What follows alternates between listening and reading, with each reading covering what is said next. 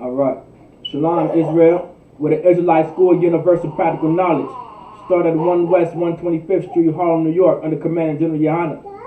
We are not affiliated with any other Israelite group, nor any other Christian organization.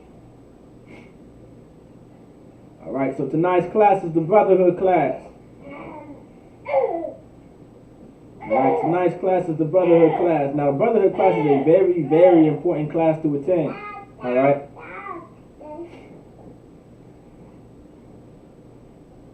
All right, very important. Let me see this.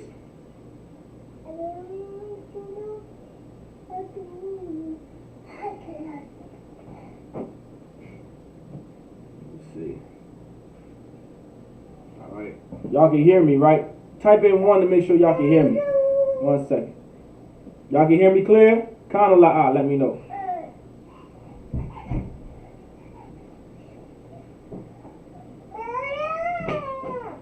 Okay, Con. Okay. Okay, I'm getting sound on my end. All right. So the Brotherhood class. It's very important to attend the Brotherhood class. We need brotherhood amongst each other. Like, we need brotherhood within the so-called Black, Hispanic, and Native American community. Like, understanding the history and the essence of brotherhood, like, this is what's going to fix so-called Blacks, Hispanics, and Native Americans. Like, we need this brotherhood. We need brotherhood within every home, every household, within our communities, every project, every neighborhood, every city, every town. Like, we need brotherhood, man.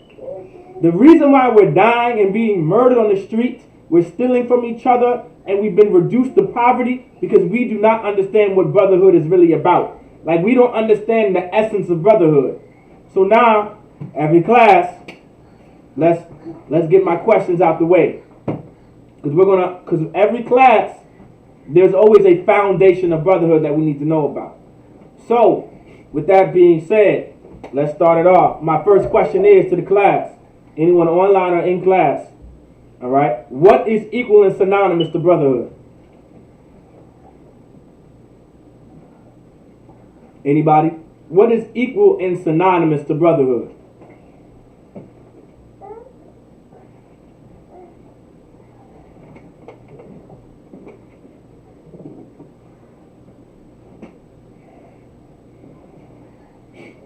Anybody online or in class? Does anybody know what is equal and synonymous to brotherhood?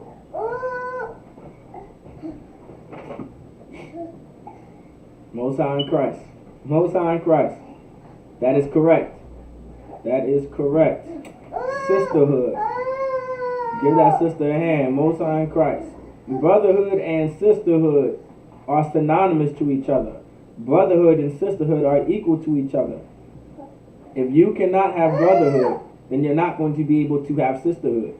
If you do not have sisterhood, then you're not going to have brotherhood. All right? Brotherhood and sisterhood are equal and synonymous to each other. So my next question is, if brotherhood and sisterhood are equal to each other, and if brotherhood and sisterhood are synonymous to each other, then what is brotherhood? And what is sisterhood? Let's get it. I know y'all know these answers by heart now. I ask these questions every brotherhood class. Because so if brotherhood and sisterhood are equal to each other and they're synonymous to each other, then we have to know what is brotherhood and what is sisterhood. Like, we don't understand what brotherhood actually is and what sisterhood actually is because of the Christian church. We think brotherhood is wearing the same clothes, wearing the same shoes, coming together, eating the same foods and all this type of stuff. Like, that's not really the essence of brotherhood. That's like scratching the surface of brotherhood. You know, wearing the same colors, repping the same, like, that's not really brotherhood. That's scratching the surface of brotherhood. You know what I'm saying? But outside looking in, we think that's brotherhood. Well, as long as we wear the same shirt, that's not brotherhood. As long as we wearing the same dresses, that's not sisterhood. You understand? Oh, well, you know, we all come together. That's not sisterhood. That's not brotherhood. Give the sister a hand. That's correct. Love. Brotherhood is love. Sisterhood is love. This is the problem that we have. We need to know the definition of what brotherhood is and what sisterhood is. We need to know what love is. Brotherhood and sisterhood is love. That's what brotherhood is. It's love. It's not wearing the same shirts, not wearing the same clothes. It's not necessarily saying the same thing. That's not what brotherhood is. That's not what sisterhood is. Brotherhood is love. Sisterhood is love. Now my next question is, if brotherhood and sisterhood is love, then what is love? What is love? This is what we need in every black, Hispanic, and Native American home. We're missing love. We need this in every black, Hispanic, and Native American marriage. We're missing love. We need this in every black, Hispanic, and Native American family. We're missing love. That's what we're missing in the black, Hispanic, and Native American community. And because we have so many definitions of love and we don't really know what love is, it causes so much confusion. Like, think about it. We live together. We live in a community. You could literally be my next door neighbor. You can literally live right next to me. We live in the same vicinity. All right? You know what I'm saying? And think about it. You have your definition of love, and I have my definition of love. I teach my sons and daughters what love is, and you teach your sons and daughters what love is. Now they end up going with each other, hanging out with each other, and they have two different types of love. That's the problem that we have in the black, Hispanic, and Native American community.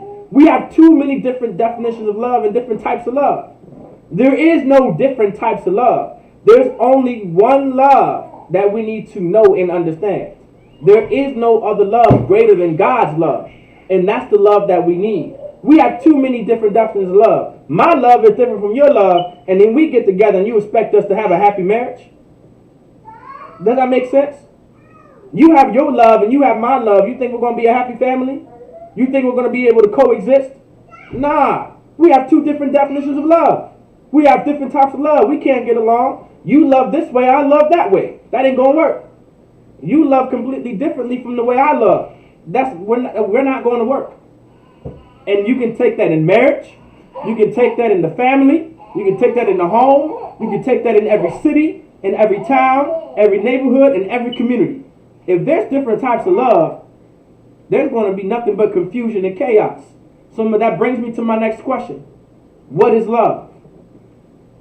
Someone tell me, what is love? Once you understand what love is, you'll truly have a breakthrough. What is love?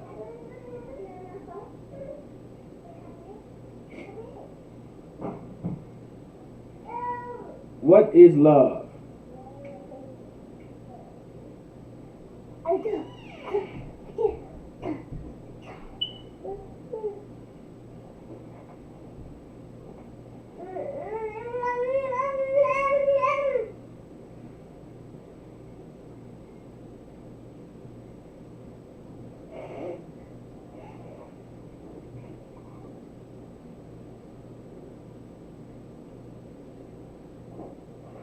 Okay.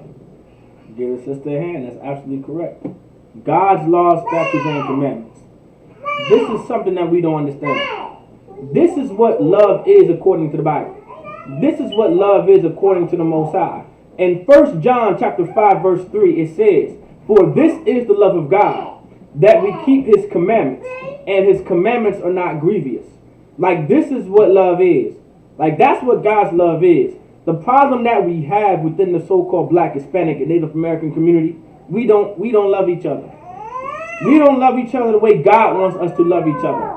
The problem is, we think we can have our own kind of love and create our own definition of love, and how we personally love is going to satisfy and be all right. That's not going to work. Your definition of love and how you love and how you think you're supposed to love does not work for the so-called black, Hispanic, and Native American community. It does not work for black and Latino families. It does not work for the black and Latino community and our homes, and our houses, and our marriages. The love that you think is right, and the love that you created based off of your own wisdom and your own understanding and your own feelings that love has never worked. But the love that will work and the love that will prosper is the love that God told us, right? It's the love that God told us to do.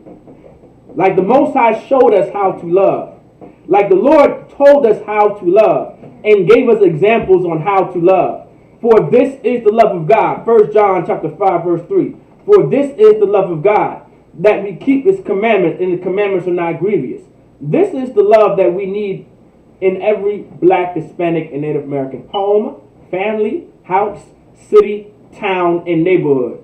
This is what we need. This is what's going to fix the black, Hispanic, and Native American community. The love that you have, that you thought was right, does not work. And it does not matter. The love that you thought that mattered and the love that you thought was right is not the love that is going to work for our people. But God's love will. You understand? We see what love is. No one knows what real love looks like. Every sister always talks about, well, I know what love is. I want to know what love is. I know what love is. All this type of nonsense. I know what love is. I want to see what type of love it is. I want real love. You know what I'm saying? I want real love. And y'all think y'all know what love is until you end up having that Jada and Will love. Like no one understands what love really is. Some of y'all got that Jada and Will love and you think that's love. That's absolutely not love. You understand? I guarantee you, J. Cole regrets talking about I want that Jada and Will love. That's not the type of love that the Lord wants you to have. You understand? You know, Cardi B loves. You know, Megan Thee Stallion loves. You understand? R. Kelly loves. You understand? Like all these drug dealers love. They say that they love. All these type of people say that they love. But that's not the kind of love that we need and want. There is a specific love that blacks, Hispanics, and Native Americans are to have. And that's God's love. You understand? And this is the essence of brotherhood. It's God's love, which is keeping his laws, statutes, and commandments. It says in 1 John chapter 5 verse 3. If y'all come to my class on Tuesdays, man, y'all should know that scripture by heart. 1 John chapter 5 verse 3. Y'all should know it by heart. Y'all shouldn't even have to look at it. Y'all don't even have to look at it. For this is the love of God, that we keep his commandments, and his commandments are not grievous. Like y'all should just be able to roll it off the tongue without even looking at it. I say this every brotherhood class. Why? Because this is the essence of brotherhood. You understand? That's the essence of it. It's keeping the law. I don't steal from you. You don't steal from me. I don't murder you. Right? I'm not going to murder you. You're not going to come after me. I'm not going to do you wrong. You're not going to do me wrong. Like this is the essence of brotherhood. That's the law. The law tells us to love our neighbor as you love thyself. And your neighbor comes from the seed of thy own people. That's what the Lord says. The children of your people. That's what the Lord says, who your family is, who your neighbor is. Like this is something very important to understand. This is throughout the Bible. You understand? Well, this is the love of God, that we keep his commandments.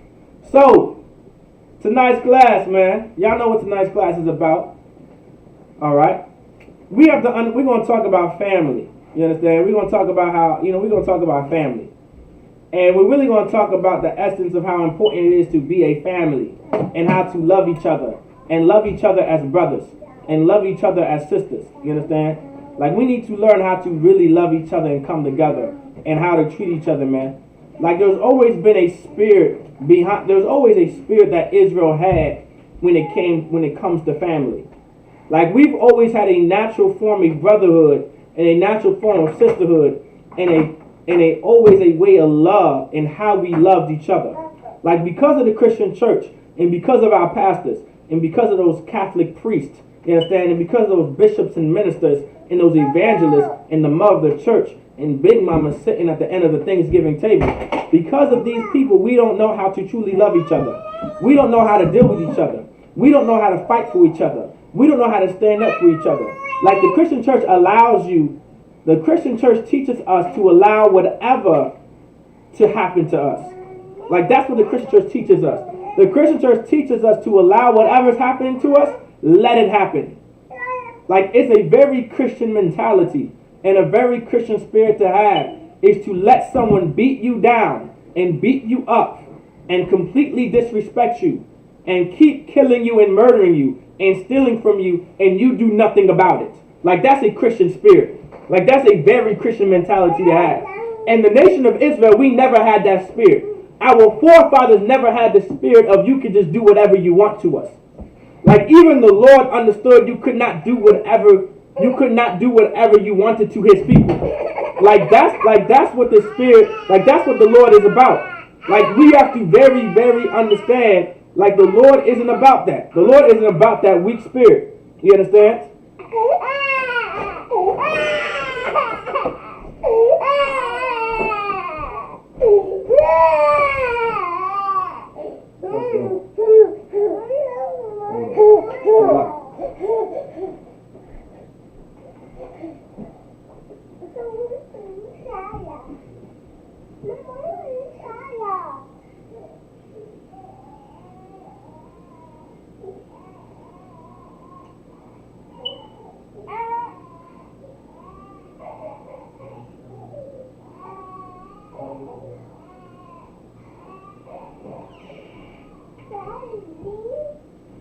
What's it up?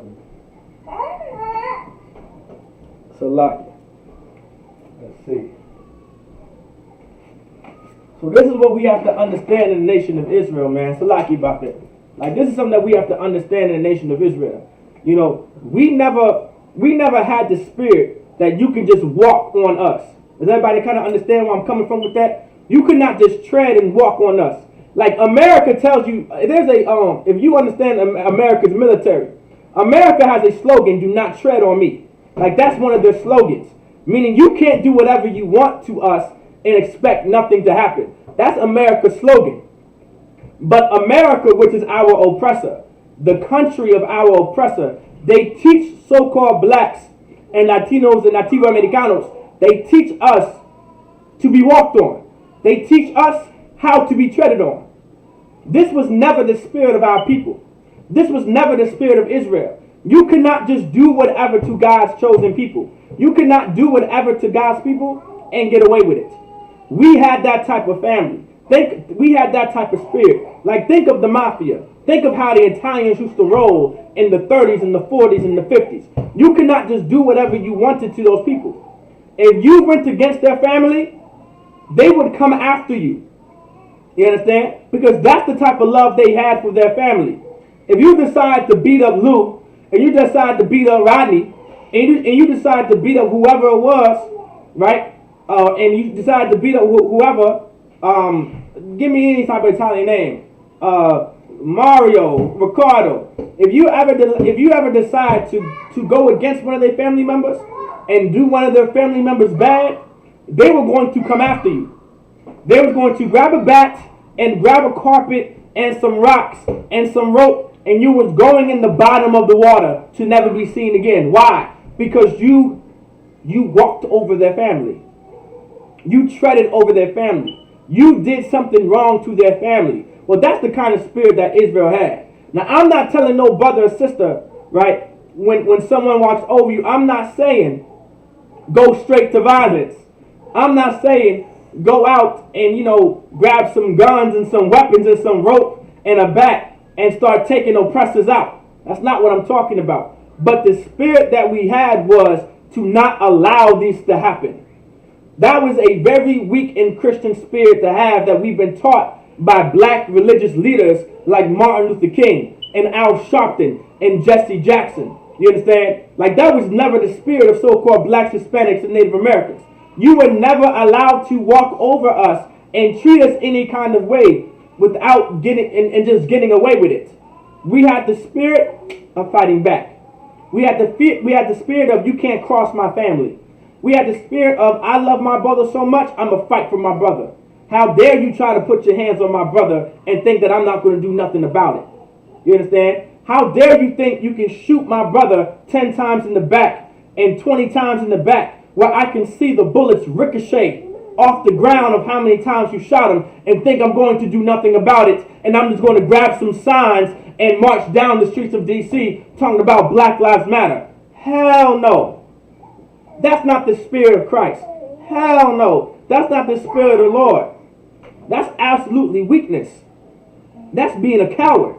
No other nation would allow that to happen to them. Like, that's how evil Christianity is. It weakens our people as a nation.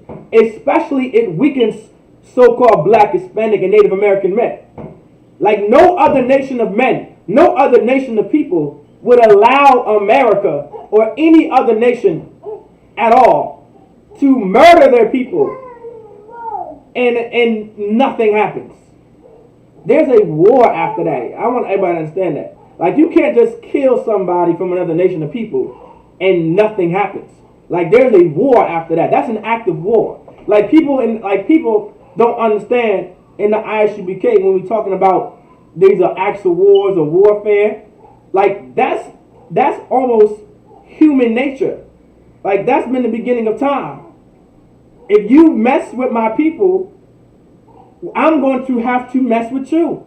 Like, it's always been like that. Like, that was always the code on the earth. Does everybody kind of understand that? Like, it's always been like that. You can't just... Let me tell you something. If America treated the Chinese people like they treat Black people and Latino people and Native American people in America, China and America would be at war. Why? Because there's literally rules and regulations on how to treat another nation of people in their land and your own land. I think that's what the Geneva Convention was about. I think that's why they created the United Nations for.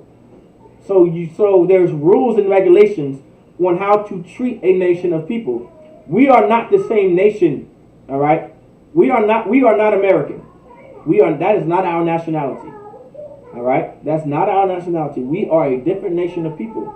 So with that being said, we have to treat ourselves and respect ourselves as another nation of people. Because if we don't respect ourselves as a nation of people, and we don't treat ourselves as if we are a different nation of people, then no one else is going to respect us as a nation of people. No one's going to treat us as if we are another nation of people. So they're going to continue to murder us and gun us down and kill us and mass incarcerate us and continue to push drugs and illegal narcotics into our neighborhoods until we absolutely perish and destroy ourselves. They're going to continue to do that. Why? Because we don't see ourselves as another nation of people. We believe we African American. We believe we American. We believe we're supposed to sit at the table of brotherhood. We believe that we're supposed to hold hands and sit at the table of brotherhood like Martin Luther King told us to. Like, this is the problem that we have. And this is the spirit of brotherhood that we need. So we're going to get Genesis chapter 4. All right, we're going to get Genesis chapter 4. We're going to get it. Now remember, if anyone has any questions too, you can always ask. All right. We're going to get Genesis chapter 4. Genesis chapter 4, verse 8. All right, we're going to start at verse 8. Genesis chapter 4, verse 8. All right. And Cain. And it says, let me see. Okay. Yeah, we're going to start at verse 8. And Cain talked with Abel, his brother. All right.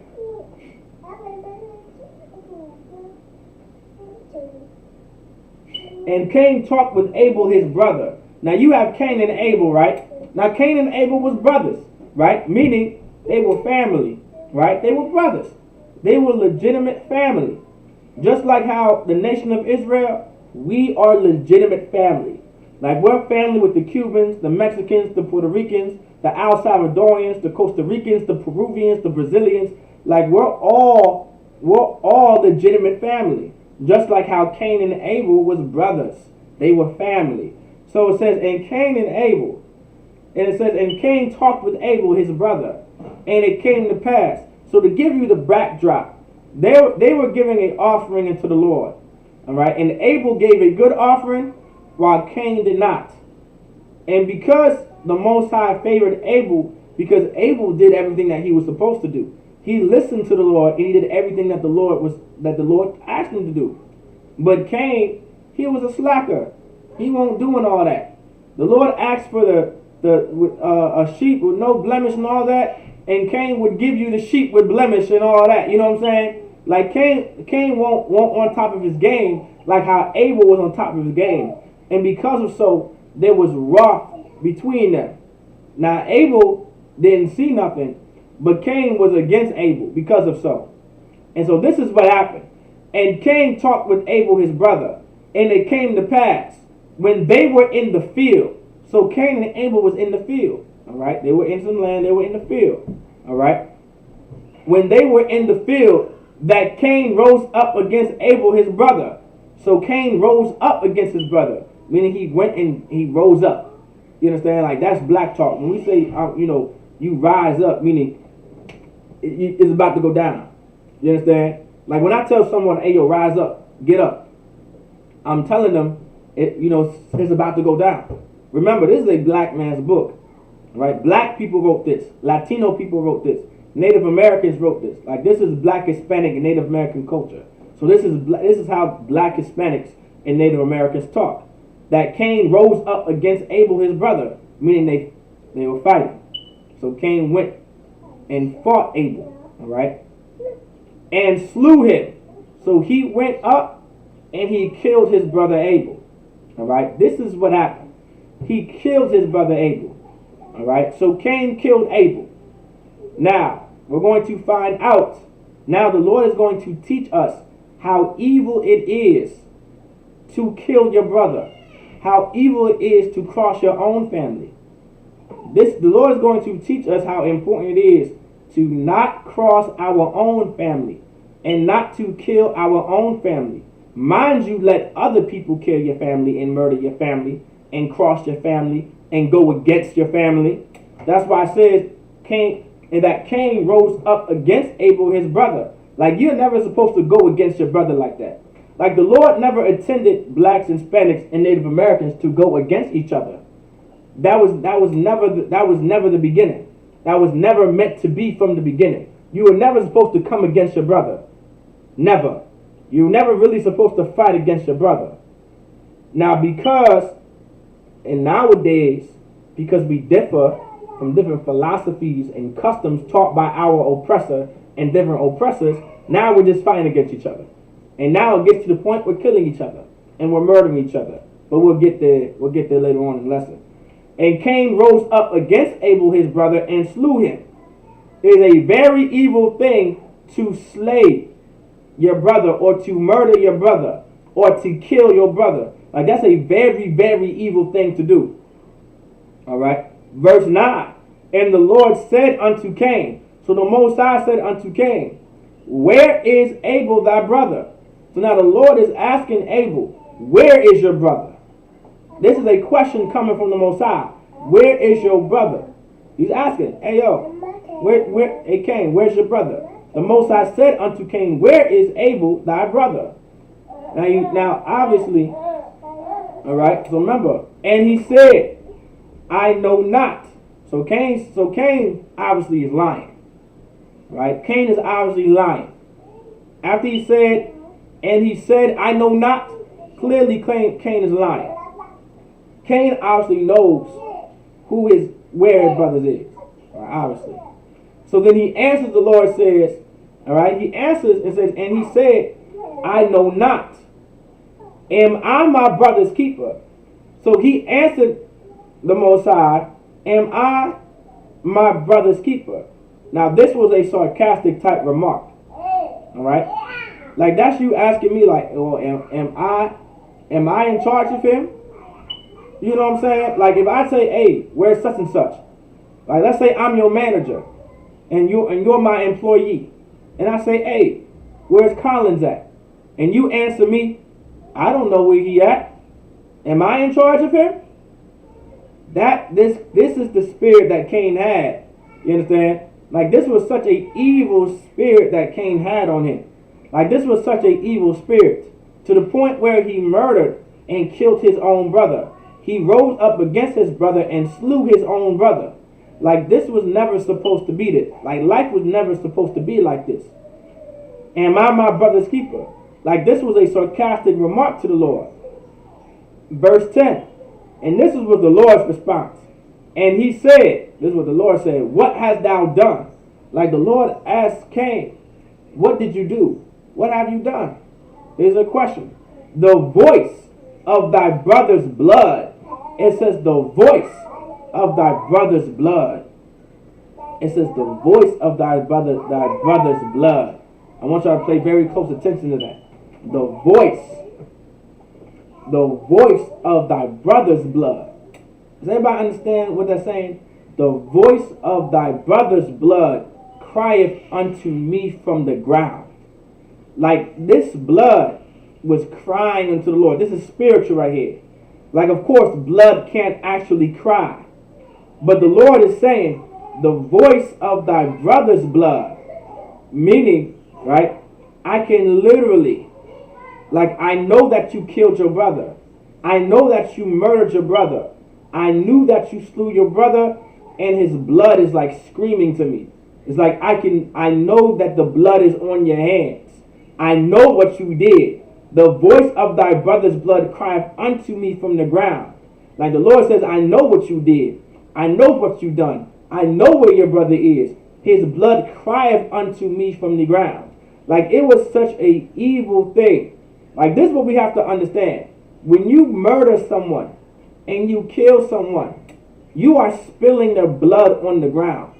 Especially if they're your brother. Like, we have to understand, when it comes to killing and murdering, there are rules and regulations that the Lord put into place. The Lord says, thou shalt not murder. You cannot just murder anyone or kill anyone for no reason at all. That's not what the Lord said to do. You understand? That was not the spirit of the Lord. That is not the spirit of the Lord for you just to get up and murder someone and kill someone for no reason at all. Like, that's what it means, thou shalt not murder. You understand? And what Cain did was he rose up against his brother and he murdered his brother. You understand? He murdered his brother. And he spilt his brother's blood on the ground. Now, wherever they are, his brother's blood is there. You understand? And this is what happens when you spill your brother's blood.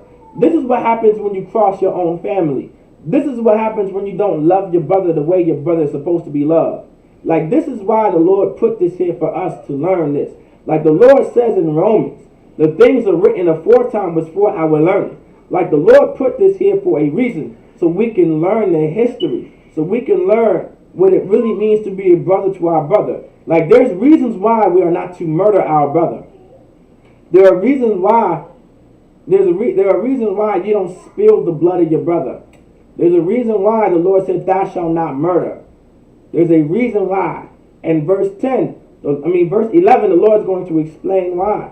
And it says in verse 11, and now, so like I'm going to say verse 11. In verse 11, and now art thou cursed from the earth. It says, and now art thou cursed from the earth. Like, this is what happens when you murder your brother. Like, that entire land is cursed. You are cursed from the earth. Why? Because you literally cursed that land. You literally cursed the land because you spilt your brother's blood on that earth. You spilt your brother's blood on that land. That's why the Lord says, which hath opened her mouth to receive thy brother's blood from thy hand. Like, this is why you're cursed from the earth. Like, that's why you're cursed from that land. Because you spilt your brother's blood, which have opened her mouth, meaning the earth opened her mouth, which have opened her mouth to receive thy brother's blood from thy hand. Like, this is what happened. This is what curses the land. This is what curses the Chicago. Like, this is what curses the land that blacks and Latinos and Native Americans live in when we murder each other, when we cross each other, when we cross family, when we don't understand how to be family to each other. We curse the land that we live in. We curse the earth that we live in. Because the Lord just said, which have opened her mouth to receive thy brother's blood from thy hand. That's why wherever we live, and while we're murdering each other, we're cursing that land. Evil comes to that land because we're murdering each other. That's why Chicago has so much violence.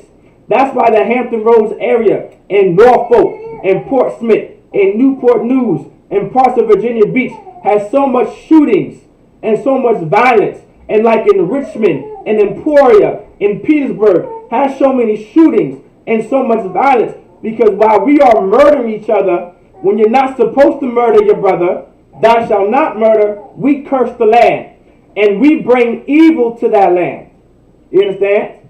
Like this is what brotherhood is going to teach us. If you want to stop the murder that's going on in our community, if you want to stop the murder that's going on in our city, if you want to stop the murder that's going on in our towns, in our neighborhoods, in the projects, you understand, in the hood, in the ghetto, if you want to stop the murders that are going on, it's like if you want to stop the evil that's going on, you have to stop murdering. Because when we murder each other, we are cursing the land. And when you curse the land, evil comes. Like it's not the opposite of a curse is to bless. Meaning you want to be blessed. Right? Everybody wants to be blessed, but no one wants to be cursed. Everybody knows if you are cursed, bad things are going to happen. Evil things are going to happen. So if we are going to continue to murder each other, that's going to bring a lot of evil and bad things to the earth. That's why the Lord says in the Bible, in verse 11, and now art thou cursed from the earth. Why are you cursed from the land? Why are you cursed from the earth, which have opened her mouth to receive thy brother's blood from thy hand? Because literally, that blood is now synced into that land. That crime that you've committed is now in that city. It's in that neighborhood. It's in that town. It's in the projects. And now, because it's cursed, evil is going to come to that land. If we as blacks, Hispanics, and Native Americans, if we truly want to love each other the way we're supposed to be loved, you understand? And we truly want to stop the violence that's going on in the black, Hispanic, and Native American community, we have to understand that we have to stop spilling the blood of our brother and allowing the earth to open her mouth to receive thy brother's blood. This is what the Lord is trying to say. This is what the Lord is explaining. Like the Lord says the law is spiritual. You understand? There's a spirit behind these laws. There's a spirit behind each verse in this Bible. There's brotherhood and then there's sisterhood within every verse in scripture of these words in this Bible. And the Lord wants us to understand this spirit.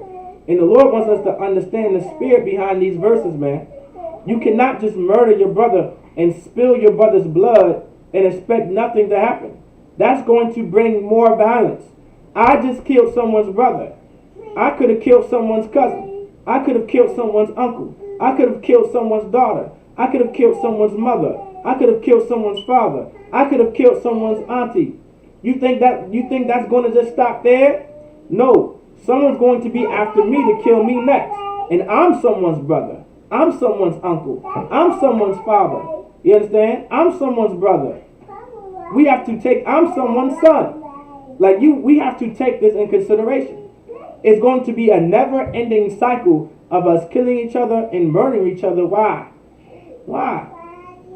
Because the Lord said in Genesis chapter 4, verse 11, and now art thou cursed from the land, from the earth, which have opened her mouth to receive thy brother's blood from thy hand. You cannot just murder and kill someone and expect nothing to happen. That brings evil to that area. That brings evil to land. The Lord does not want us to murder each other. The Lord does not want us to cross family. We're never supposed to cross family like that. That's not the spirit of Israel. That's not the spirit of our forefathers. That's why the Lord said, now art thou cursed from the earth. Like now you're cursed from the earth. Now you can't be around your people. Now you can't be around your family. Now you can't be around your brothers and sisters, your uncles, your aunties. Why? Because you're a murderer.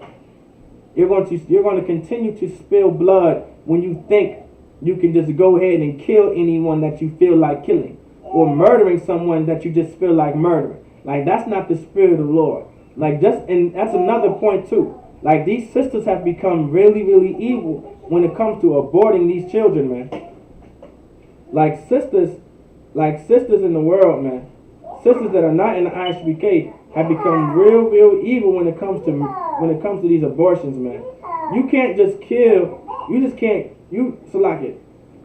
You can't just kill the baby that's inside you just because you don't feel like having a child, and you think that you're not ready to have a child.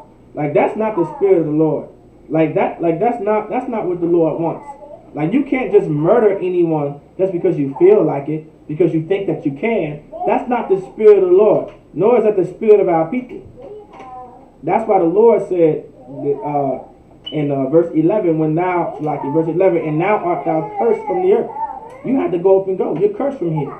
You're cursed from the land. You got to get up and go, man. You got to get up and go. We can't have anyone like you living among us. We have to stop this. We have to learn how to be a brother to each other. That's why God's love is the most important love that we need in every Black, Hispanic, and Native American household and home. For this is the love of God, that we keep His commandments, and His commandments are not grievous. You understand? Thou shalt not murder is a law. If we were not murdering each other in all of our cities, and remember, we learned this from a nation of people, by the way. You understand? We learned this from our oppressor. We learned how to kill each other and murder each other the way we do now. We learned that from our oppressor. We were not the original gangsters. Us Blacks and Latinos and Native Americans, we are terrible criminals. We don't know how to be gangster. Not at all. That was the spirit of our oppressors to be gangster. You understand? Now it's the spirit of our oppressors, man. We won't gangster, man. I'm going to keep it real with y'all. We won't gangster. But Al Capone was. Goodfellas was. Casino was. The Godfather was. Scarface was. You understand? We were never gangsters, man, but they were. And we learned that behavior. That's why we naming ourselves Scarface and Big Luch and all that type of stuff. We learned it from them. You understand? We learned killing each other from them. And you know how America stopped the killing of Italians in America? Like, Italians killing Italians in America was getting out of control. You understand? Because at one point in time, Italians were not allowed and they were not accepted to be American at one point. But eventually, America allowed Italians to be one of their people and to start treating them like regular so-called white, like the so-called white man in America, and treated them like colonizers, I should say, and treat them like how oppressors treat each other and giving themselves rights to do whatever. They started treating them like that. The reason why Italians were killing Italians because they were reduced to a impoverished state in America. Like America would tell you, a lot of reason why crime is high in an area is because it's in poverty. Being in poverty causes the crime rate to go up. Not being in poverty takes down the crime rate. That's why the crime rate isn't high in areas that's not in poverty. But in areas that there is poverty, there's a lot of crime. There's a lot of stealing. There's a lot of killing. You understand? There's a lot of this evil going on in that area because it's in poverty.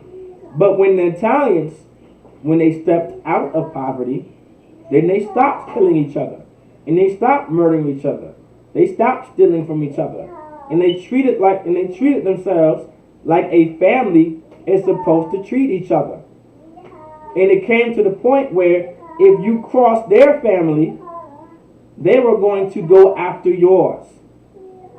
You understand? They loved their family so much that they were going to push drugs and illegal narcotics like crack and coke and crystal meth and all these and heroin into your communities.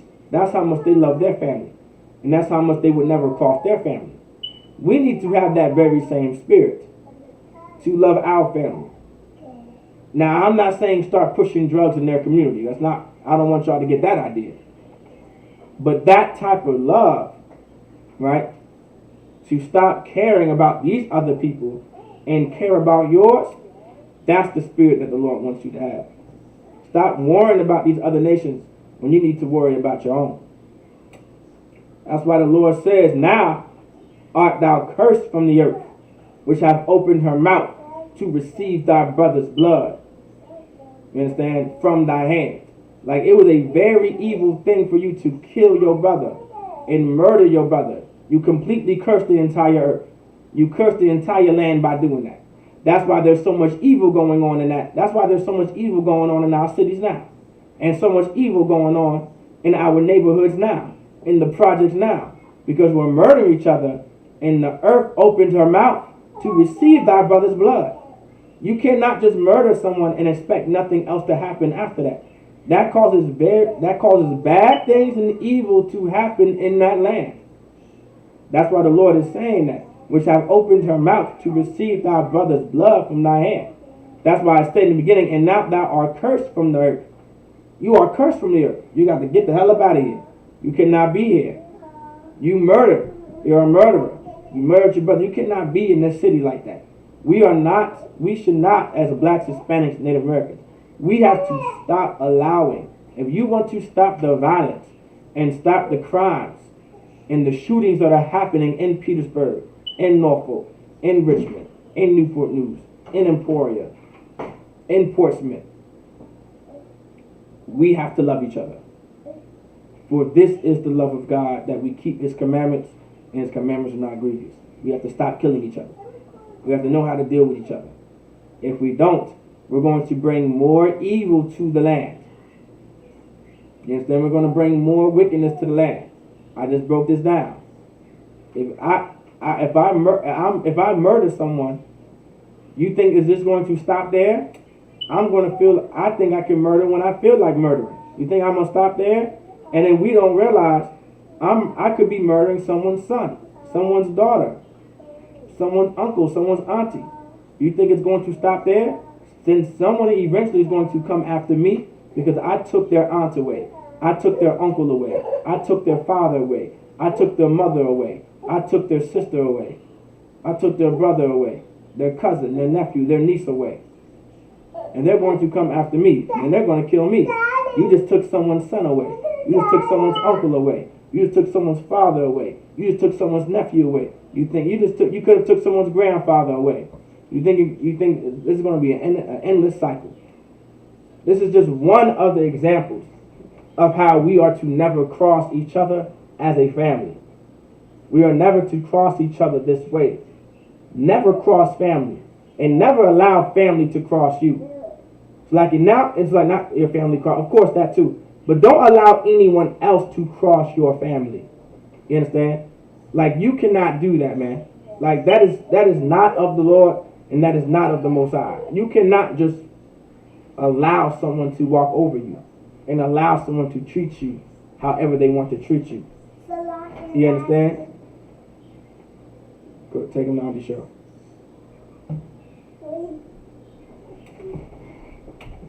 Like, this is what has to happen. Let's get it. Let's get Genesis. We're going to get more into it now. Let's get Genesis chapter 14, verse 9. Let's get Genesis chapter 14, verse 9. Genesis chapter 14. Let me, one second.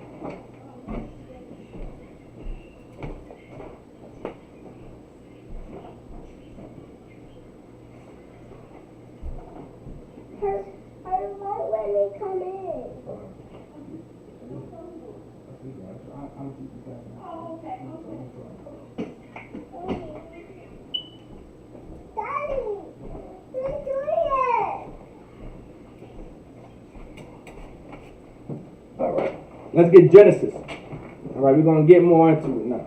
Remember, if you guys have any questions, if you guys have any other questions too, don't put it into the live chat. But we're going to get Genesis chapter 14, and we're going to start at verse 9. Like, we're going to get real down into it, man. Like, this was the spirit that our forefathers had, and this was the spirit that we had when it came to family, and when it came to our brothers and sisters, man. You couldn't just cross us. You couldn't just come against us and just do whatever. Like, that was never the spirit of the Lord. Because of the Christian church, they have weakened the spirit and weakened the essence of so-called blacks, Hispanics, and Native Americans in America, man. And they weakened the men of blacks and Latinos and Native Americans. Literally weakened the spirit that we had as men. You understand? When it comes to fighting for our family when we've been crossed. No other nation on this earth allows another nation of people to come against them and to fight them and treat them any kind of way and getting away with it. That's why the Lord said in Genesis chapter 4, you are cursed from the earth. You understand? After that, I didn't go on, but after that, Cain had to go. Cain had to leave. He was a vagabond after that because of the crime he committed against his brother. So imagine another people committing a crime against your brother or our brother. If the Most High is against us, how we cross each other, just imagine how the Lord is going to deal with another nation of people crossing your own, and how another nation of people treats your own. You understand? This in tonight's class, we're going to truly teach how important it is to have the spirit of real brotherhood for our people, for so-called blacks, Hispanics, Native Americans. And this is the spirit, to not allow anyone to just walk over you, and not to allow any other nation of people to do whatever they want to you. That is a cowardless spirit. It's like that is a cowardice spirit. And in the ISUPK, we are cowardless. There is no cowards back here. We will fight for our people. We will protect our people, because that's what it teaches in our law. Because that's what real love is about. It's in our law to love each other. It's in our law to defend ourselves. It's our law to protect our own. Now remember, I'm not telling no one to go out there and grab your guns and start going to war with our oppressor. That's not what I'm saying. But what I'm teaching is the kind of spirit that our forefathers had when it came to another nation of people crossing us.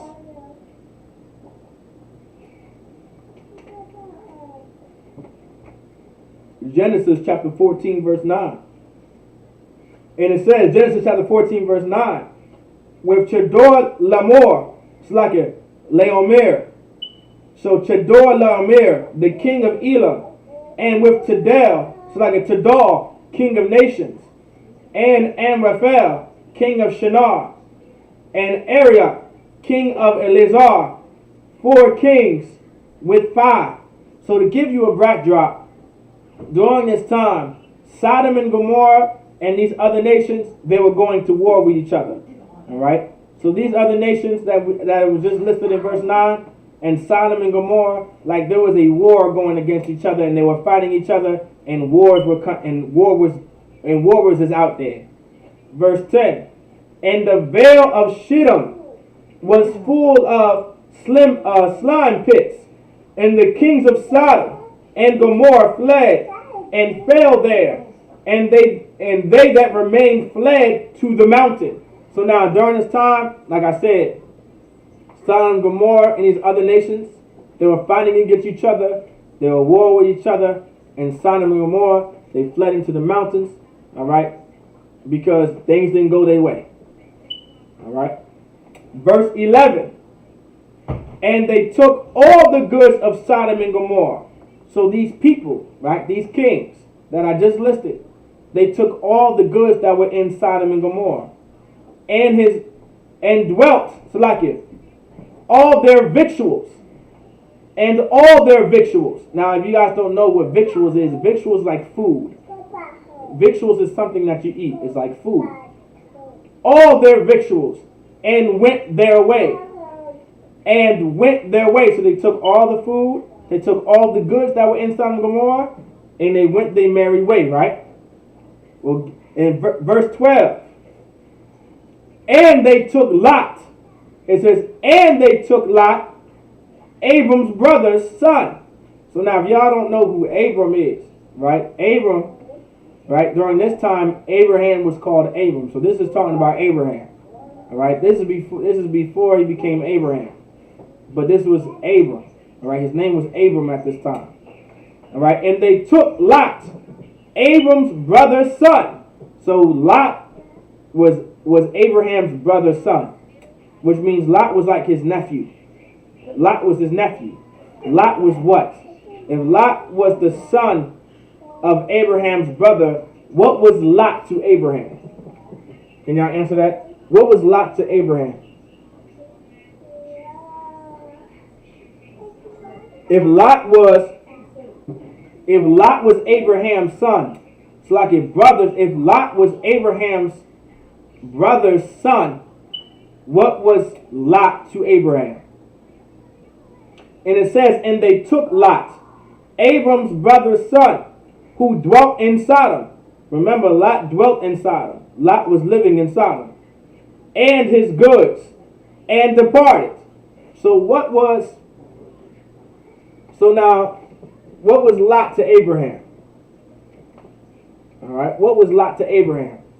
I'm gonna give it to y'all. So y'all don't sweat it. Lot to Abraham was family.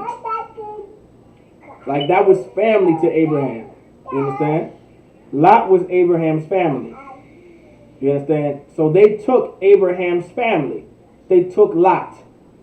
These nations that were fighting against Sodom and Gomorrah, they took all the goods out of Sodom and Gomorrah and all their victuals and went their way. And within those goods, they took Lot with them. Because Lot was in Sodom and Gomorrah. So these nations, these other nations here, they took Lot. They took Abraham's family. Verse 13. And there came one that had escaped. So there came one that escaped. Meaning, out of all that was happening in Sodom and Gomorrah, one of them escaped. All right, one of them got away. And told Abram the Hebrew. So Abraham was called a Hebrew. I want everybody to understand this. Like this shows you that the Lord separated our people even from the beginning. You understand? Like Abraham was called a Hebrew. He was called a Hebrew. Abram the Hebrew, for he dwelt in the plain of Mamre the Amorites, brother of Eshcol, and brother of Anir, and these were confederate with Abram. So these men were with Abraham at this time, right? They were together with Abraham at this time, and they went and told. All right, verse 14, and they told Abraham what happened. Like what happened in Sodom and Gomorrah. Like this man told Abraham, right? His name was Abraham at this time, but we're going to say Abraham. And told Abraham, amen, they got Lot, man. They got Lot. Verse 14. And when Abraham heard that his brother was taken captive. It says when Abram heard that his brother was taken captive. Why did the Lord say when he heard his brother taken captive? Is Lot Abraham's brother? No, right? Technically, that's not his brother, right? It's his brother's son. So why did it say, and when Abram heard that his brother was taken captive? Why did it say that? Because Lot was taken. Because, brother, this is spiritual. This is how blacks, Hispanics, and Native Americans we talk. You understand? We call each other brothers. We call each other hermanos. You understand? We call each other that. Why? Because that's showing you that we are a family. And we rock with each other. And we down for each other. And we rock and roll for each other. You understand? Like we, you know what I'm saying? We run the block for each other. We ain't playing around with each other, man. You understand? We don't play around when it comes to each other. We will come against you if you come against us. If you come against one of my own, you come against me. And this is the kind of spirit that the nation of Israel had. This was the kind of spirit that our forefathers had.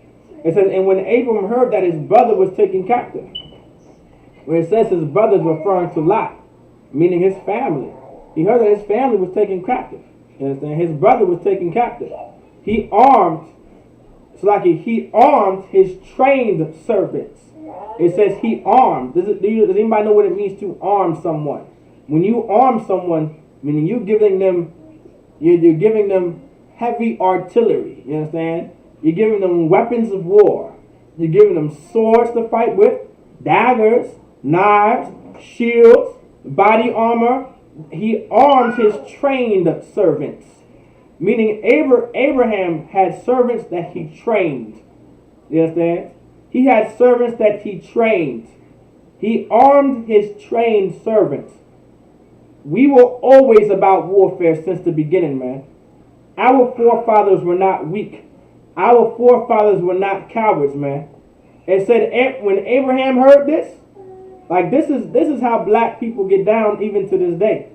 This is how our Latino people get down to this day. Like this is how our Native American people get down to this day. The problem is we get down this way with each other instead of with these other nations of people. That's the problem. You understand? Now I'm not saying it's okay for you to go ahead and start arming your people and go against your oppressor. That's not what I'm saying. But the spirit that we had, this is what we would have done.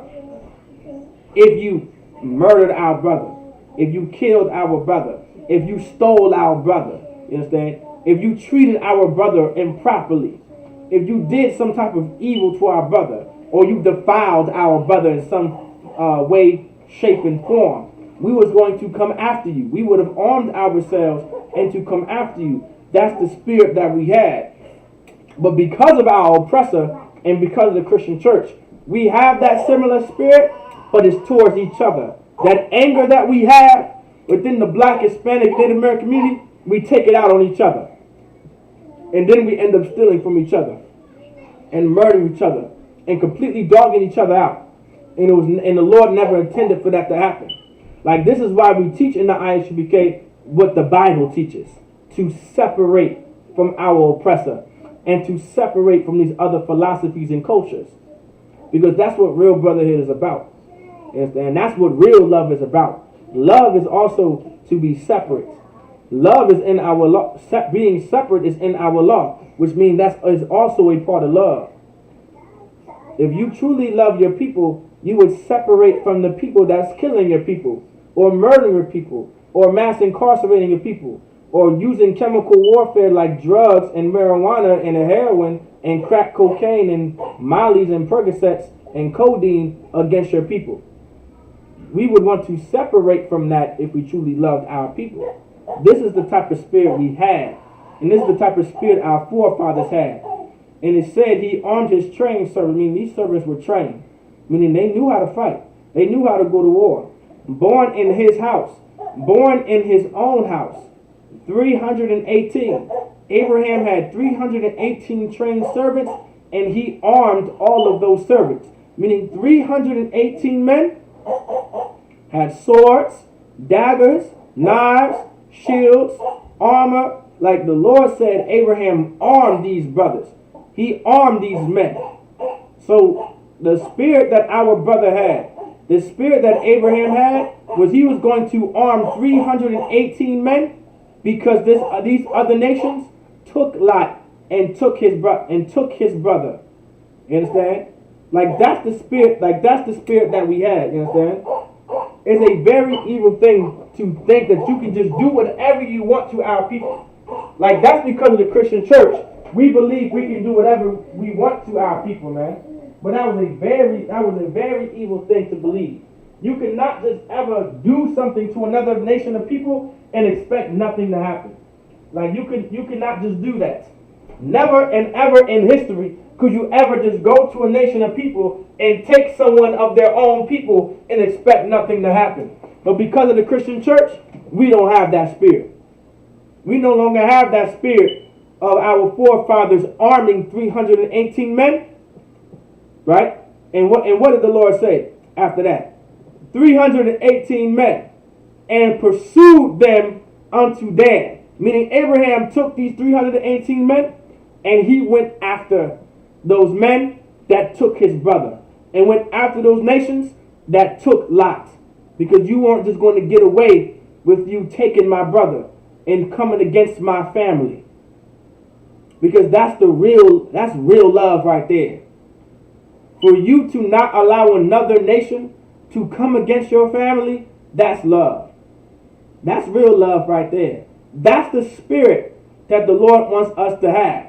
The Lord does not want you to march down the streets of D.C., in the streets of Washington, in the streets of Marlow Heights, in the streets of Harlem, in the streets of Brooklyn, or the streets of Norfolk with Black Lives Matter signs talking about stop shooting us in the back.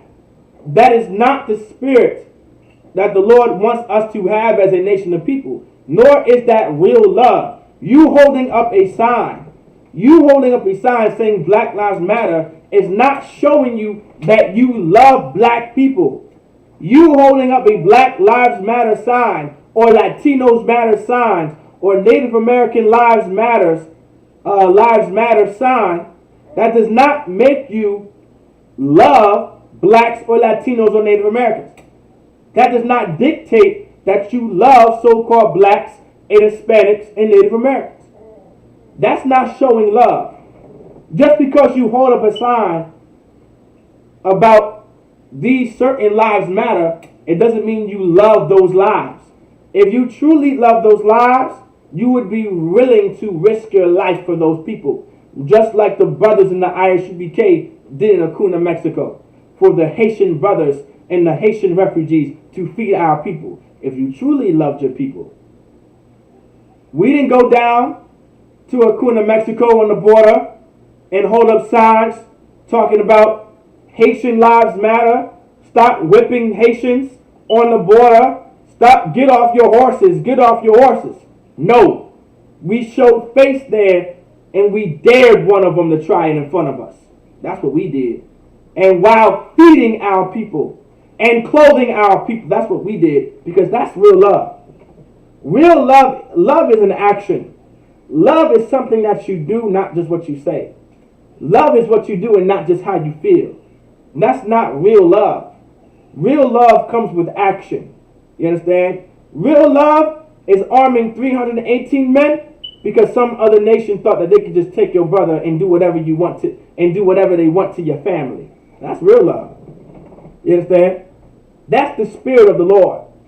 That was the spirit of our forefathers. We're not making this up. This is in the Bible. We're reading it right now in Genesis chapter 14. Verse 15. And he divided himself against them. And it says he divided himself against them. He and his servants. Meaning when he divided himself, some people went this way, some people went that way. Like Abraham went to war. You understand? For these nations. They can do whatever they want. Like, it was all right for them to go against Sodom and Gomorrah. But what you weren't going to do was think that you can take my brother and get away with it. You can do whatever you want to those people. You were going to war with the Sodom and Gomorrah. That's fine. Go to war with them. Go to war with those Sodomites. Go ahead. That's on them. But you thought that you can do is take my family? You thought you could take my brother? Don't worry about it. And he divided himself against them, he and his servants, by night, and smote them. So Abraham smote these men. He went against those nations that took his brother, and he smote them. I mean, he fought them. He put some of those men to death, man. That's what Abraham did. You were not going to just think. You thought that you could just do whatever to these people, man. You just thought you can do whatever to our people. That is not the spirit of the Lord. It is very weak and unchristlike for you to allow another nation of people to walk over you and tread on you and to do whatever you want, and allow them to do whatever they want to you.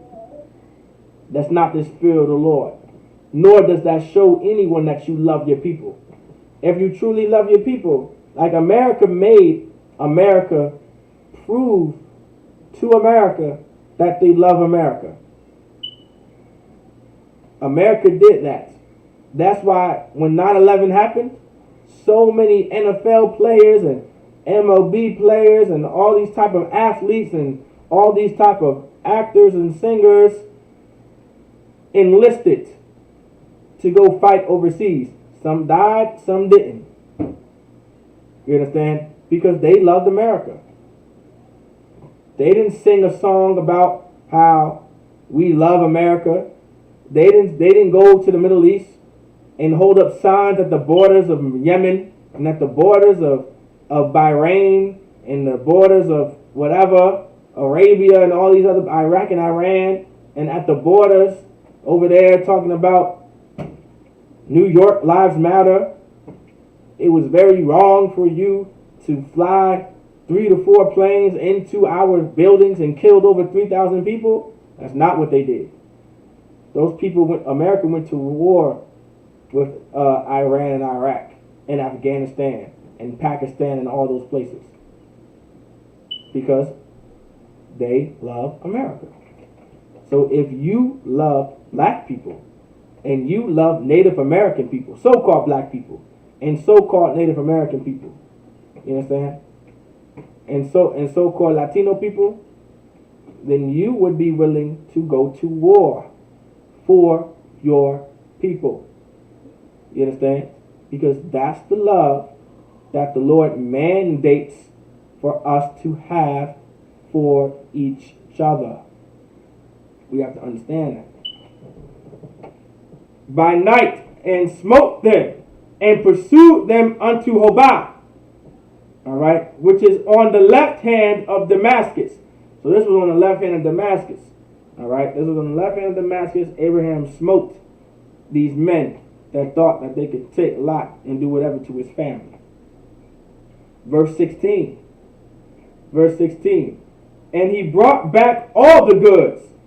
So there we go. I told you it's Israelite culture. Run those pockets, man. Once we get the jump on you, and the Lord is with us, and we get the jump on you, hey man, that's the rules of war. We're gonna run your pockets. Hey, that's Israelite culture. We're gonna run your pockets after we done with you.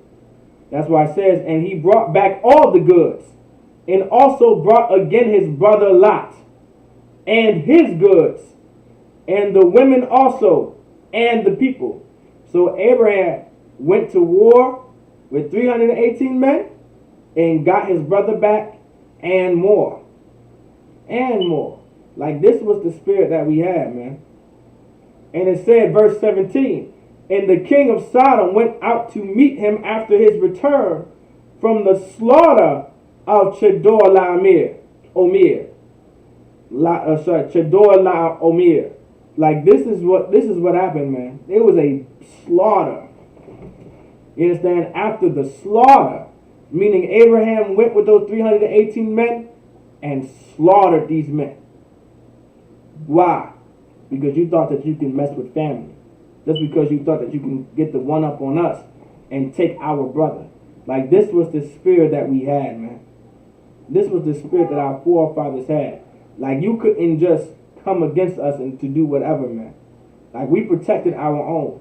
We were serious about our own. You couldn't just do whatever to us, man. The Lord was not with that. That's not the spirit of the Lord. And that's not real love. And that's not how you love your brother. If you truly love your brother, you will go to war for your brother. If you truly love your sister, you will go to war for your sister. You understand? That's the type of love that we have for our brothers, man. Like that's the type of love that we have for our sisters, man. The same thing that we would do for our brothers is the same thing that we would do for our sisters. We go to war for our brothers, just like we go for the war for our sisters. That's why I said in the beginning, what's equal to brotherhood? What's equal and synonymous to brotherhood? Brotherhood and sisterhood are equal to each other. They are equal to each other. They're synonymous to each other. You can't have brotherhood without sisterhood, and you can't have sisterhood without brotherhood. In every verse in this Bible, in every scripture in this Bible, there's brotherhood and sisterhood out. And brotherhood and sisterhood is love, man. That's what brotherhood is. That's what sisterhood is. That's what sisterhood is. It's love. And love is if we keep God's laws, statutes, and commandments. For this is the love of God, that we keep his commandments. and his commandments are not grievous. That's what real love is. And by doing so, the same way we love our brothers is the same way we're going to love our sisters, man. Just how we're going to go to war for our brothers, we're going to go to war for our sisters, man. No doubt about it. That's what we're going to do. And that's what we will do.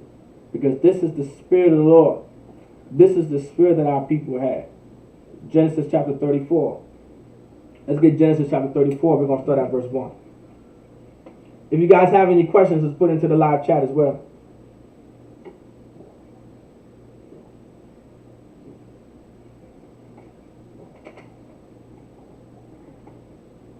Genesis chapter 34, verse 1. And Dinah, the daughter of Leah, which she bare unto Jacob, went out to see the daughters of the land. So you had now Dinah. This is the daughter of Israel. All right, this is the daughter of Israel, the daughter of Jacob at this time. All right, and she went out to the land just to see the daughters of the land. She wanted to see what was going on. That's all.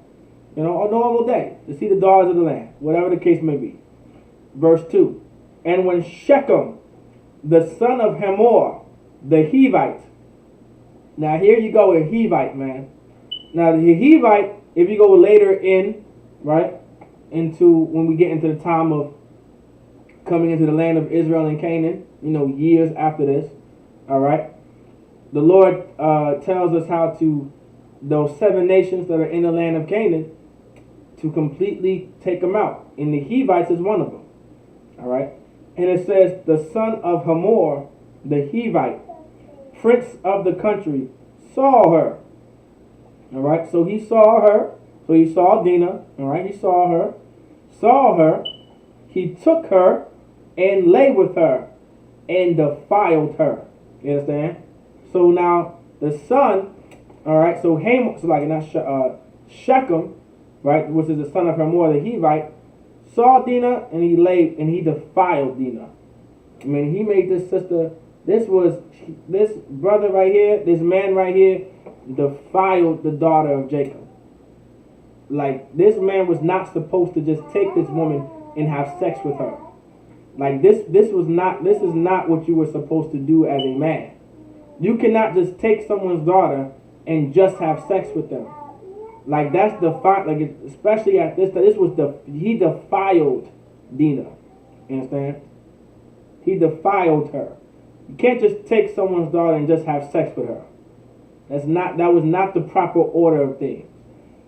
Just take a sister up and have sex with her. And so Shechem defiled Dinah, which was the son of Jacob. Verse 4. And Shechem spake unto his father Hamor, saying, get me this damsel to wife. So now here we go. Now we know in our culture, when you lay down with a woman, you're already husband and wife.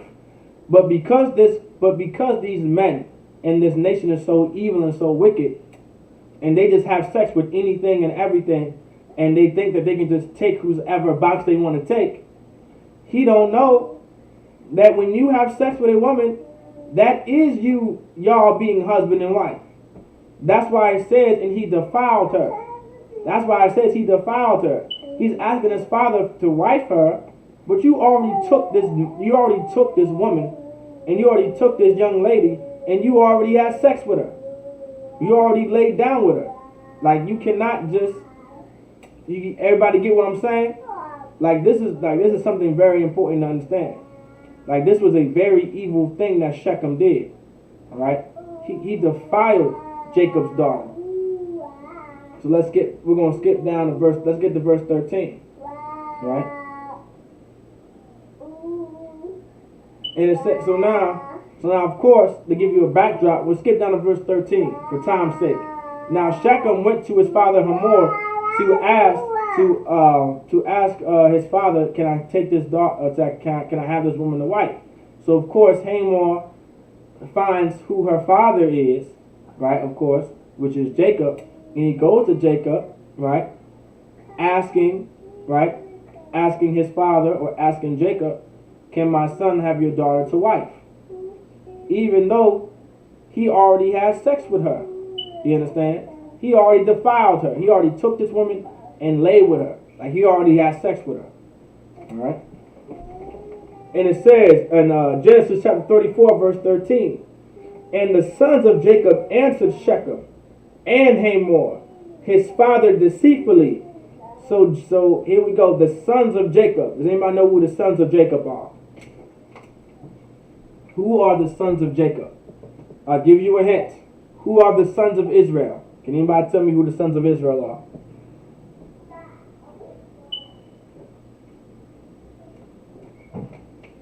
Y'all can give me some names. Y'all can give me some names if y'all know. But I'm going to keep reading. And the sons of Jacob answered Shechem and Hamor, his father, deceitfully. So the sons of Jacob answered him deceitfully. Does anybody know what it means, deceitfully? I mean, it was like snake-like. Like they answered him this way, but there were some intentions that they had behind the words they were using. It was they deceitfully, meaning what they said was to deceive them. And this is how the sons of Jacob deceived Hamor, right, and Shechem. Deceitfully said because he had defiled Dinah, their sister. Like they did this. They said these words to deceive them because of what they did, because he had defiled Dinah, their sister. Like, this is the reason why they did this.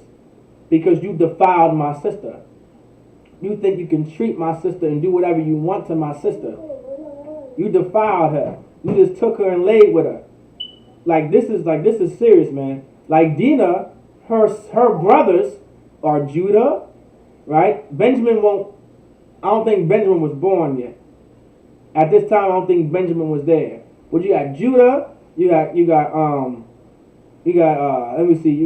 Judah, Levi at this time. You got Reuben, Issachar, Naphtali at this time. All right. I want to say in the next chapter is when Benjamin was born. All right. I think this is yeah. I'm almost sure of it. All right. I'm almost sure that it's literally the next chapter. Benjamin was born. That's what I want to say. The next two chapters, Benjamin was born. All right. I think so. It was either the chapter before or this chapter. All right. So now at this time, so let's go. So he answered them deceitfully. All right, to deceive them because they got mixed feelings about the situation. Like not even mixed feelings. You defiled my sister. You didn't treat my sister right. You just took her and laid with her, man. I don't vibe with that. You already got the wrong spirit with me. And you gotta think about it. You gotta understand how we are to our sisters, man. Like I know growing up, when it came to my sisters, I was a hothead. You didn't treat my sisters any kind of way. You understand? All right. There was a certain way you had to talk to my sister, or even touch my sister, or I was going to choke you until your face turned blue. That's why I got sent to my father to live. All right. That's why my father had to get me right, because I thought I could just choke people until their face turned blue. All right. So I was sent to my father and taught me how to control my anger back in the day. But before then, I was going to choke you until your face turned blue. Do not mess with me or my sister. Don't touch my sister a certain way. You don't slap her around. Don't even look at her the wrong way. That's how I was when I was young. All right. So now this is how they feel. It's how these brothers feel about their sister. You defiled her. You did her dead wrong. You just took her, had sex with her. We don't vibe with that. So you know what? I got something for it. You know what I'm saying? You got to think about it. These are Latinos talking. These are Native Americans talking. These are black people talking. You know what I'm saying? We're going to be worried about it. I got you. Let's go down. Let's get it. Next verse 14. And they said unto him, and they said unto them, we cannot do this thing to give our sister to one that is uncircumcised, for that were a reproach unto us. So what do y'all think? So he said, and they said unto them, we cannot do this thing, meaning we can do not this thing, to give our sister to one that is to give our sister to one that is uncircumcised, for that we're a reproach unto them. So they say, hey, we can't give you our sister, all right, to a people that are uncircumcised, because it was our culture to what? Circumcise the men of our people. So this is what they say next in verse 15. But in this will we consent unto you, if ye will be as we be, that every male of you be circumcised. Right? So now they say, but we will give, so pretty much we will consent this. Right? Quote unquote, we will give you our sister to marry, right, if you be like us. Meaning to do what? Circumcise, right? Verse 17. It's like in verse 16. Then we will give our daughters unto you, and we will take your daughters to us, and we will dwell with you, and we will become one people. Now this is how you know they answered these men deceitfully, because even they know it was our culture to not give our sons and daughters to another people. Like this was always in our culture. This has always been a practice that we were not to take the daughters or the sons of another nation of people. So this is how you know that the sons of Jacob was answering Shechem and Hamor deceitfully. Because they said, this is what we'll do if you do this, and then we can become one people. Knowing damn well it's in our law, in our culture, all right, in our culture to not do these things. Now this is why I say, and the Bible also says, all right, like the law is our heritage. The law is our culture, and the culture is our law. Like at one point in time in history, right, it was our culture to not eat pork. It didn't become a law until Moses was on the scene and God gave law.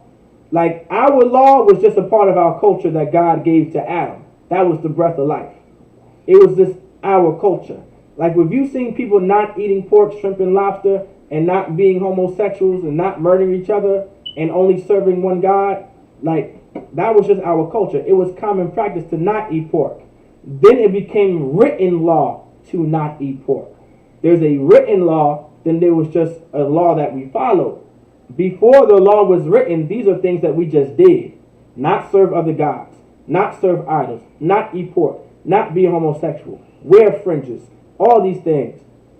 Make unleavened bread. Like all these type of things was just a part of our culture before it became written law during the time of Moses.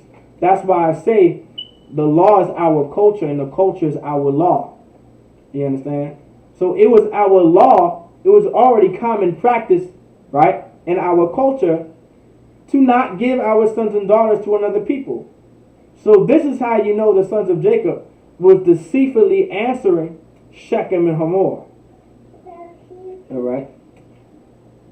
Verse 17. But if ye will not hearken unto us to be circumcised, then we will take our daughter and we will be gone. But if you don't agree to be circumcised, right, we're going to take our sister back. All right, we'll take our daughter back, and that's it. That's going to be the end of the story. So they gave him a choice. They gave him an ultimatum: get circumcised and get our daughter, or don't get circumcised and don't get our daughter, or don't get our sister. All right. Now we about to find out. It didn't matter if they chose. It didn't matter if they chose either one. It would have been a win-win situation for them. All right. We're about to find out later in the story. It didn't matter what they chose to do. It did not matter what Shechem or Hamor chose to do. It was just going to be a win-win situation for the sons of Jacob. I just want y'all to understand that. All right. Let's continue. Verse 19. All right. Verse 19. And the young man deferred not to do the thing, because he had delight in Jacob's daughter, and he was more honorable than all the house of his father. Like he was more honorable than the house of his father. Like he didn't disagree. He said, I'm gonna do this thing because he did actually like Dinah. All right. even though he defiled her, and he did do wrong by the daughter of Jacob, by the sister of the sons of Jacob, right?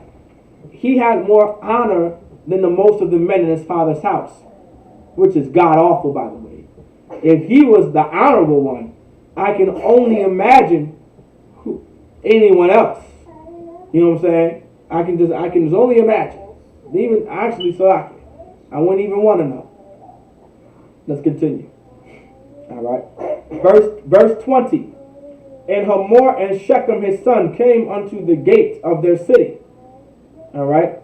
And communed with the men of their city, saying, verse 21. So they went to the gate of the city, and they communed with them, and coming together, and they said these things to the men in their city. These men are peaceable with us. These men are peaceable with us, referring to the sons of Jacob. Therefore, let them dwell in the land and trade therein. So meaning let them in our land so they can do trade. All right, business with each other. All right, for the land, behold, it is large enough for them. Right, so it's big enough for them to come in and trade with us. Right. Let us take their daughters to us for wives, and let us give them our daughters. So this is what they said, right?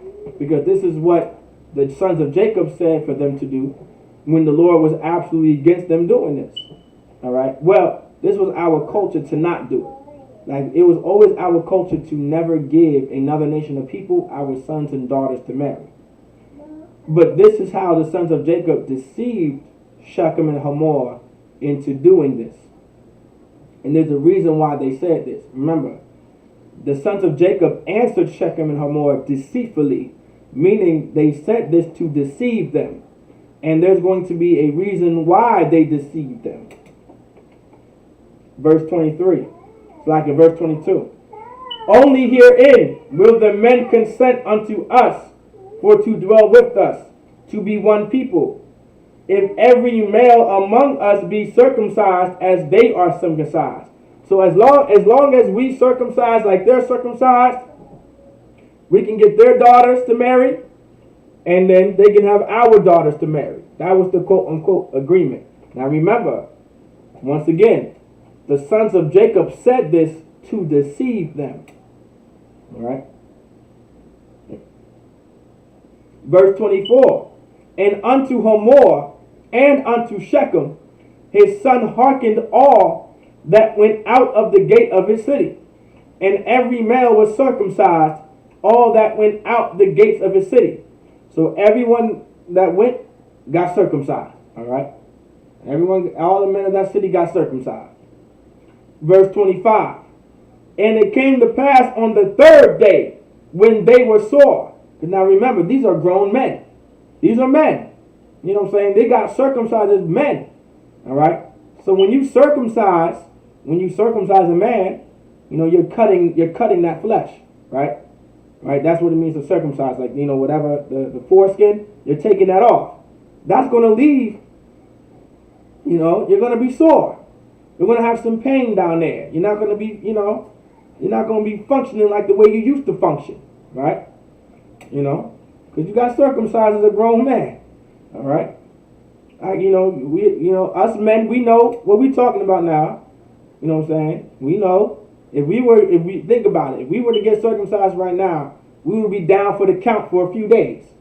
All right, so think about it that way. Verse 25, and it came to pass on the third day when they were circumcised. So on the third day when they were circumcised, right?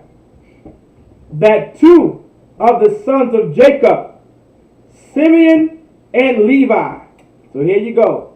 So on the third day, right, that two of the sons of Jacob, Simeon and Levi, Dinah's brethren. So these were the brothers of Dinah. All right. Now these, of course, all the tribes of Israel is the brother of Dinah. All right. But Simeon and Levi, right? Dinah's brethren, which is who? Dinah's family. All right, this is Dinah's family right now. All right, so two sons, Simeon and Levi, Dinah's brethren, took each man his sword. So it says, took each man his sword. So Simeon and Levi, all right, they took some swords with them, all right, and came upon the city boldly. So they came upon the city boldly, right? They were not afraid to go against this city. Can anybody guess why? All right, can anybody guess why they came against the city boldly? Why do you think they came against the city boldly? Anybody answer that?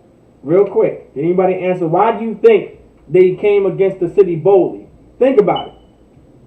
Why do you think that they came against the city boldly? Meaning they weren't worried about nothing. They had nothing to worry about. They were bold about it. Why do you think that they went to the city boldly? Can anybody give a guess?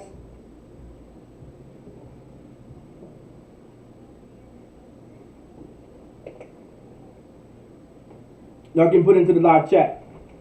Why do you think they went to the city boldly? Took each man his sword and came upon the city boldly and slew all the males. Not some. All the males. Not a little bit. All the males. They literally went to the city boldly and slew all the males. Now why do you think they went to the city boldly? I'll tell you how and why. Because they just got finished circumcised. They were sore. Meaning they weren't able to move. Meaning their intentions the entire time was to slay the men of the city. That's why he answered. That's why the sons of Jacob answered these men deceitfully. Because they were going to run up on them. You understand? They weren't just going to do nothing. Let's go to verse 26. And they slew Hamor and Shechem, his son, with the edge of the sword, and took Dinah out of Shechem's house and went out. So he slew Shechem and Hamor. So Simeon and Levi went, all right, and slain Hamor and Shechem, right, and took Dinah out of the house of Shechem, out of Shechem's house. All right, this was a plan. They planned this from the beginning, right? Verse 27. The sons of Jacob came upon the slain and spoiled the city. You understand? This was from the beginning, man. They answered Shechem and Hamor deceitfully because they wanted to circumcise them. Because if they became circumcised, then they were going to be sore. And because they were going to be sore, they weren't going to be able to fight. So they came to the city boldly, and they took them brothers out. They took all the men of the city out, and slain every last one of those men, and slayed Shechem and Hamor, and took their sister back. You understand? And took them out of their house. Like this was the plan all along. The sons of Jacob came upon the slain and spoiled the city. Like we ran those pockets here again. Like this was always the spirit of Israel. Once we get the one up on you, we were going to take your pockets. You understand? We would, if you got, give me your wallet, give me your keys, give me all of that. I just got finished whooping your tail. You ain't going to be able, listen, if you want any of these things back, you're going to have to fight me to get them.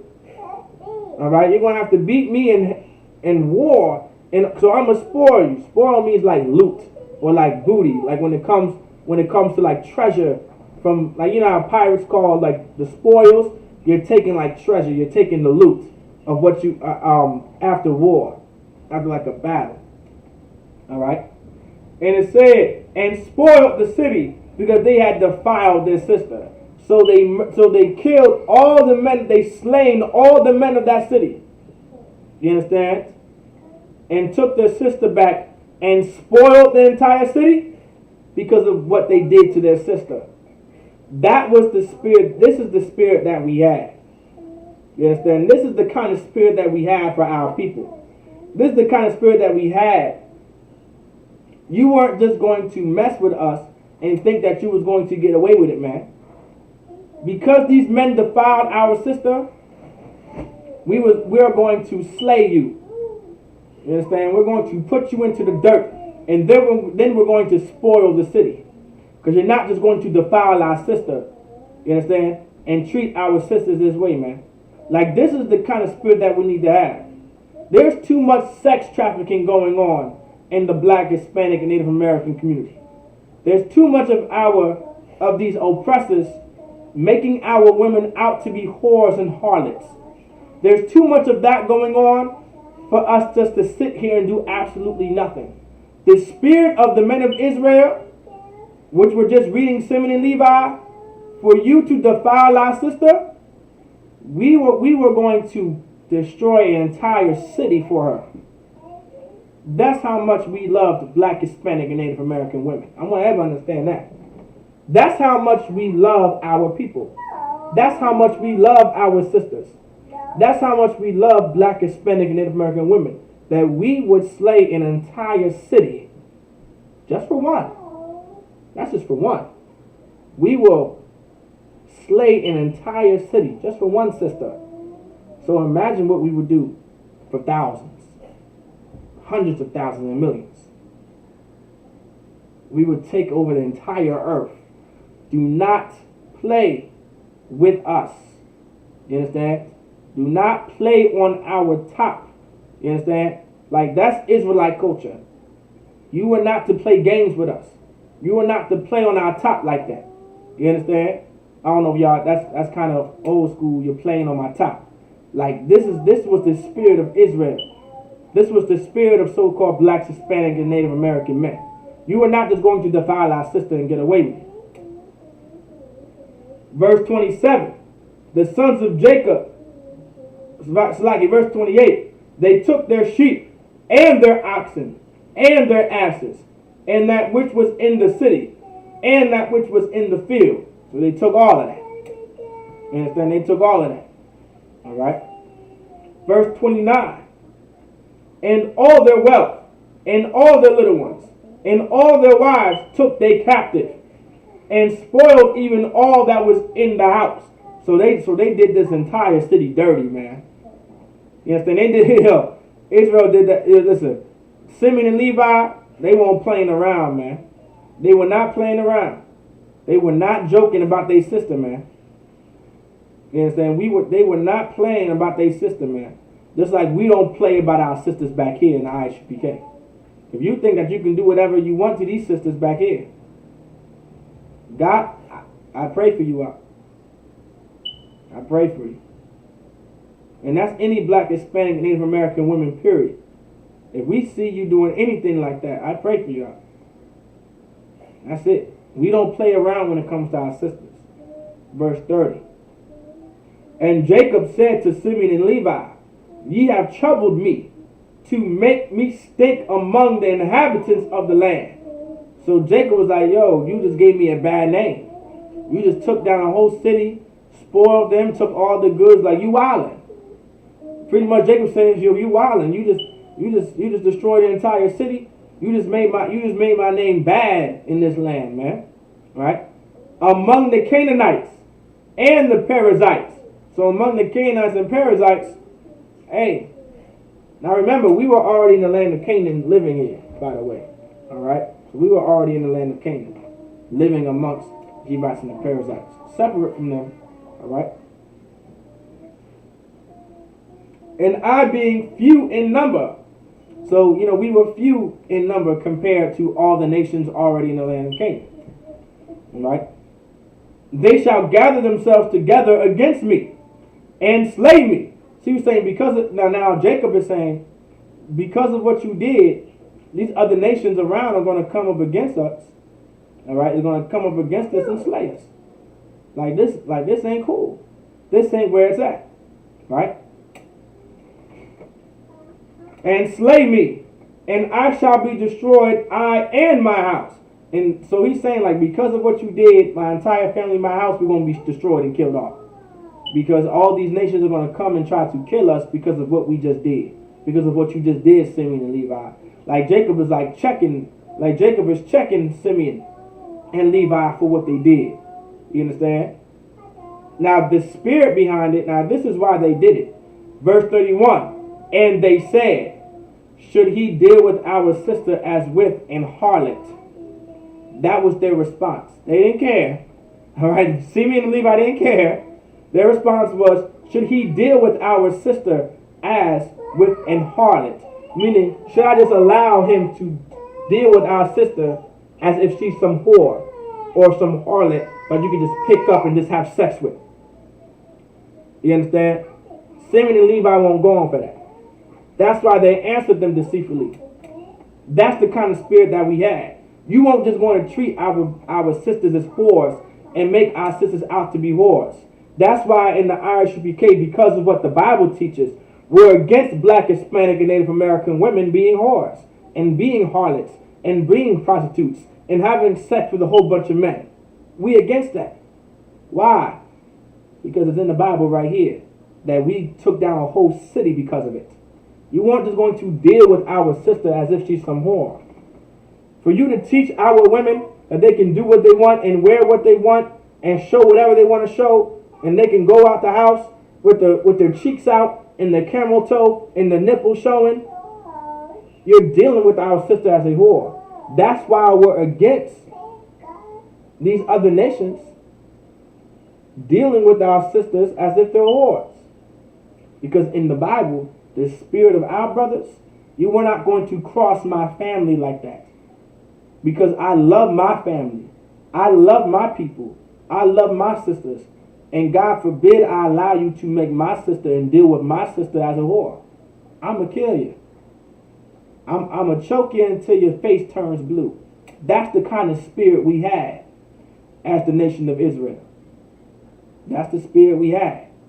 The Christian church diminished that spirit. Because of Christianity, because of the Christian church, because of Martin Luther King, we've become too passive. You understand?